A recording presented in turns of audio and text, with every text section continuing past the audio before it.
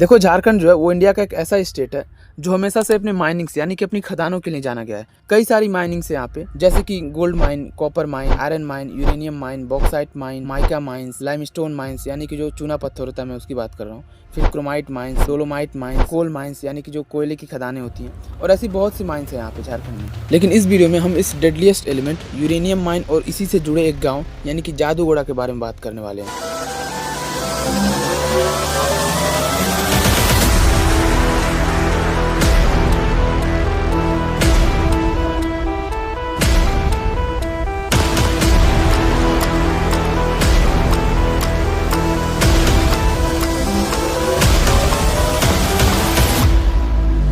झारखंड में एक डिस्ट्रिक्ट है पूर्वी सिंहभूम, और इसी डिस्ट्रिक्ट में एक गांव है जादूगोड़ा। करीब 20,000 पॉपुलेशन वाला एक ऐसा गांव जहां के लोगों की जिंदगी यूरेनियम माइंस की वजह से बद से बदतर हो गई है। देखो बेसिकली होता क्या है कि जो खदानें होती हैं यानी कि माइंस, उनसे आसपास के लोगों का बहुत फायदा होता है, लोगों को रोजगार मिलता है, नई अपॉर्चुनिटीज मिलती हैं और भी बहुत कुछ। लेकिन जो जादूगोड़ा के लोग हैं उनको यूरेनियम माइन की वजह से एक नर्क जैसी जिंदगी के अलावा और कुछ नहीं मिला है।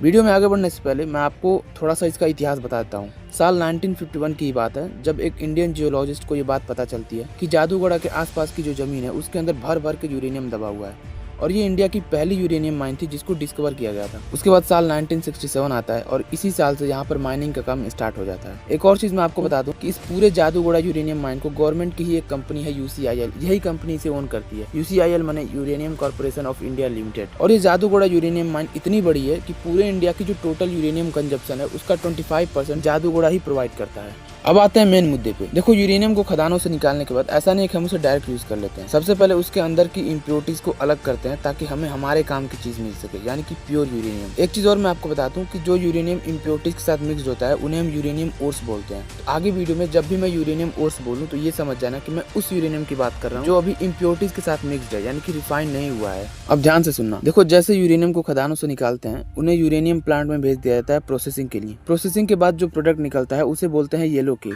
येलो केक कुछ और नहीं, बेसिकली यूरेनियम ऑक्साइड को ही कहते हैं, जो कि कंसंट्रेटेड फॉर्म में होता है। वैसे ज्यादा डीप में जाने की जरूरत नहीं है। डिपार्टमेंट ऑफ एटॉमिक एनर्जी के हिसाब से जो यूरेनियम जादूगोड़ा की खदानों में पाया जाता है वो 0.065 ग्रेड का होता है, यानी कि 1000 kg यूरेनियम ओर्स को जब आप प्रोसेस करोगे तो आपको केवल 65 ग्राम यूरेनियम ही मिलेगा। इसलिए जादूगोड़ा का जो नियरेस्ट प्लांट है उसमें हर रोज 2200 टन के करीब यूरेनियम ओर्स को प्रोसेस किया जाता है। कैलकुलेशन आप खुद ही कर लेना कि अगर 1000 kg रिफाइन करने पर सिर्फ 65 ग्राम मिल रहा है तो 2200 टन प्रोसेस करने पर आपको कितना यूरेनियम मिलेगा। अब ध्यान से सुनना क्योंकि असली मौत का खेल अब यहीं से शुरू होगा। देखो यूरेनियम को प्रोसेस करने के बाद जो वेस्ट मटेरियल बच जाता है, एग्जैक्टली वही वेस्ट जादूगोड़ा के लोगों के लिए नर्क बन चुका है।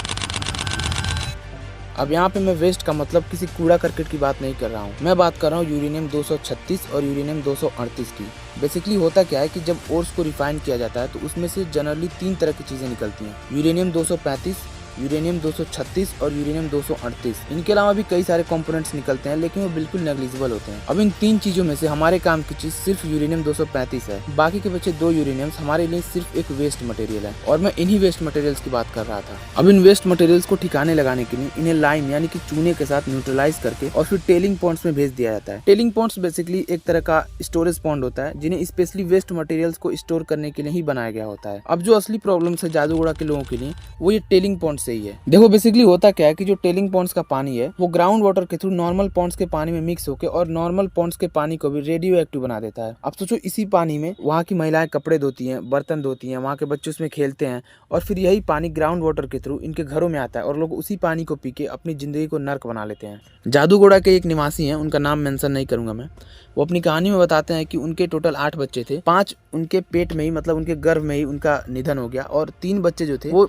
पैदा होने के कुछ ही महीने बाद वो सर्वाइव नहीं कर पाए और उनकी भी डेथ हो गई। वहाँ की एक लेडी है, उनका भी नाम मैं आपको मेंशन नहीं करूंगा, वो अपनी कहानी में बताती हैं कि उनके 5 बच्चे पैदा हुए और पांचों के पांचों बच्चे मरे हुए पैदा हुए। देखो अगर एक एक कहानी बताने लगूंगा ना तो भी ये वीडियो कई घंटों की हो जाएगी और मैं सारी कहानियां नहीं बता पाऊंगा, क्योंकि यहाँ के हर घर की अपनी एक अलग दर्दनाक कहानी है। शायद ही ऐसा कोई परिवार होगा यहाँ पे जो कोई खुश होगा अपने हेल्थ को लेके। कई सारे ऐसे बच्चे हैं यहाँ पे जिनका किसी का ब्रेन साइज इंक्रीज हो गया है, किसी के फेस पर ट्यूमर हो गया है, किसी के लिम्स टेढ़े हैं, किसी को कैंसर है, कोई जन्म से ही अंधा है, किसी को पोस्टरल डिफॉर्मिटीज हैं और ऐसे तरह तरह के बीमारियों वाले बच्चे आपको लगभग हर घर में मिल जाएंगे। मिस कैरेजेस यानी कि गर्भपात और कैंसर यहाँ पे एकदम आम चीजें हैं, लेकिन सोचो गवर्नमेंट यहाँ पे कुछ नहीं कर रही है। इवन जो UCIL है यानी कि uranium corporation of India limited, इनका ये कहना है कि यहाँ के लोगों के साथ ये जो प्रॉब्लम्स हो रही है वो यूरेनियम के माइनिंग की वजह से नहीं बल्कि माल न्यूट्रिशन और अनहाइजीनिक तरीके से रहने की वजह से हो रही है।